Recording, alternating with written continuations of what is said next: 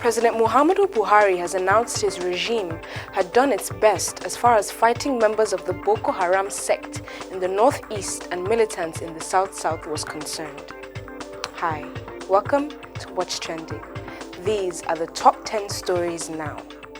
At number 10, the Nigerian Army has dismissed over 300 soldiers from service for deserting the Operation Lafiya Dole counter-insurgency campaign in the northeast and going away without leave, among other allegations.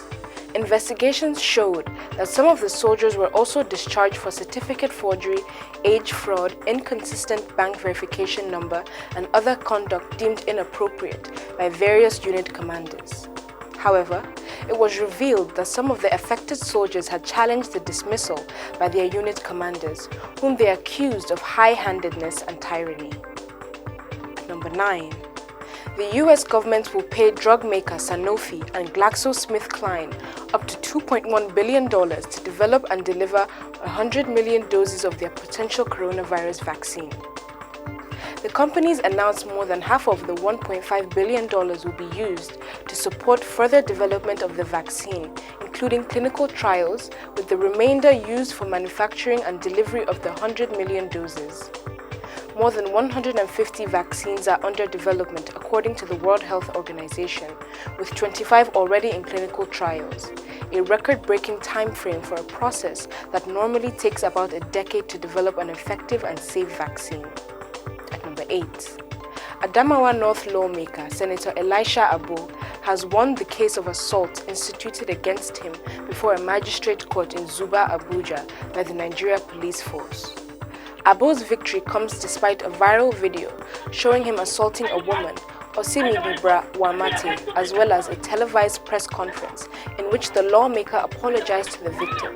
According to a copy of the judgment obtained by the magistrate, Abdullahi Ilela, who upheld a no-case submission filed by Abo, said the police failed to prove beyond a reasonable doubt that the lawmaker assaulted Wamate on May 11, 2019. At number 7, the Ogun government has directed all secondary school teachers in the state to resume on Monday, August 3rd, ahead of the West African Senior Secondary Schools examination, scheduled for August 17th. The special advisor to the governor on primary and secondary education, Ronke Shoyombo, gave this directive in Abeokuta on Friday, saying that the aim was to enable the teachers to work with their principals in preparation for students' resumption on August 4th. She warned all guidelines stipulated by the government for the students' resumption were to be followed strictly by all school administrators. At number 6, the National Agency for Food and Drug Administration and Control has insisted that it is yet to approve any herbal medicine for the treatment of COVID-19. The Director of Public Affairs of the agency, Abubakar Jimo, released a statement reporting a drug could only be certified for use after going through clinical trials. The NAFDAC DG, Professor Mojisola Adeyeye, in a statement titled Approval for Listing Status by National Agency for Food and Drug Administration and Control, said the agency was processing 21 herbal medicinal products for safe to use or listing status. At number 5, following Thursday's attack on the convoy of the governor of Borno State, Babagana Zulum, by suspected Boko Haram terrorists, the Minority Caucus in the House of Representatives has again called for the sack of the nation's service chiefs.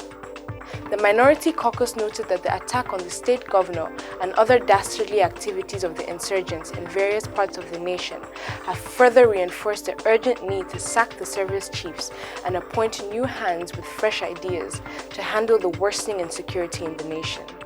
At number 4, Hong Kong will postpone legislative elections due to be held in September by 1 year because of the coronavirus outbreak. In a news conference, Hong Kong's chief executive, Carrie Lam, said the move to postpone the Legislative Council elections, slated for September 6th, was the most difficult decision she had made in the last 7 months. She added that she had the support of the Chinese central government in making this decision.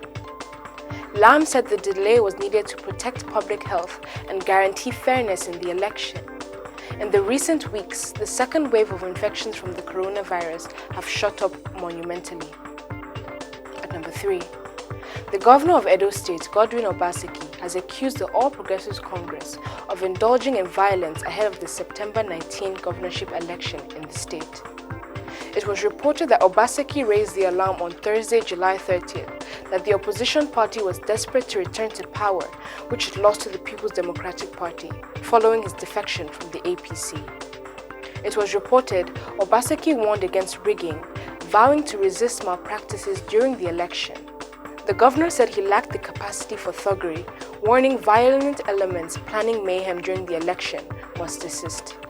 At number 2, the Nigeria Center for Disease Control has called on Nigerians to take preventative measures against the coronavirus during the Eid el-Kabir celebrations as the country recorded 481 new infections. The NCDC made this known on its official Twitter handle on Thursday. The health agency said that as Nigerians celebrate the festive period, they should remember that COVID-19 was not yet over. The NCDC said that 481 new cases have brought the nation's confirmed cases of COVID-19 infections to 42,689, with 19,270 discharged cases and 878 deaths. And finally, at number 1, President Muhammadu Buhari has announced his regime had done its best as far as fighting members of the Boko Haram sect in the northeast and militants in the south-south were concerned. Buhari spoke in an interview he granted State House correspondents after joining his family members and some top government officials to observe the Eid el-Kabir prayers inside the presidential villa, Abuja. Buhari, who recalled that his regime inherited the security challenges from the previous administration, said he has done his best. He criticized security agencies on the current security challenges in the Northwest and North Central, saying they can do better. Always remember to wear your mask, wash your hands, and stay safe. That's all for today. See you next time on What's Happening.